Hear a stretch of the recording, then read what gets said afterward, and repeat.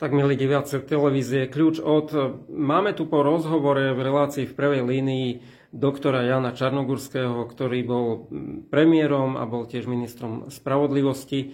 A mali sme na kľúčod.sk také hlasovanie, že s čím sa vám najviac spája jeho meno, tak 66% bolo, že sa im spája s oslabením poľnohospodárstva a s oslabením poľnohospodárskych družstiev.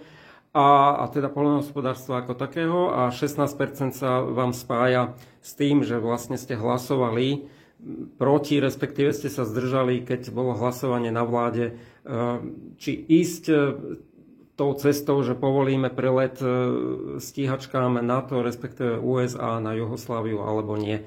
Čo hovoríte na toto hlasovanie? Že ako vás vnímajú?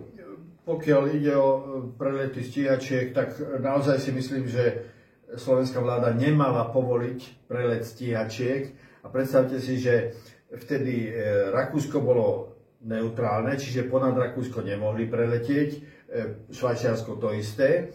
Keby Slovensko povolilo prelet, Ukrajina bola vtedy, to bolo v roku 1999, bola ešte taká relatívne proruská alebo proslovanská, alebo ako. Ukrajina by to tiež nebola povolila, nehovoriac o tom, že Ukrajina už bola ďaleko. To znamená, že zo severu by na Jugosláviu neboli mohli priletieť americké lietadlá a bombardovať ju.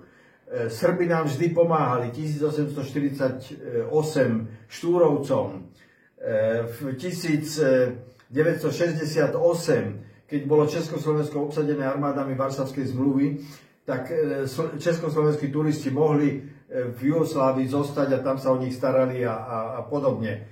A ďalšie veci. Čiže to bola veľký chybný krok, to je mierne slovo, Dzurindovej vlády, že to povolila. Pokiaľ ide o poľnohospodárstvo, niekedy asi do 2020 alebo tak 15-20 štatistická ročenka Slovenskej republiky, ktorá vychádza každý rok, tak ona má aj oddelenie, teda údaje o poľnohospodárstve a tam ona mala údaje poľnohospodárstvo súkromné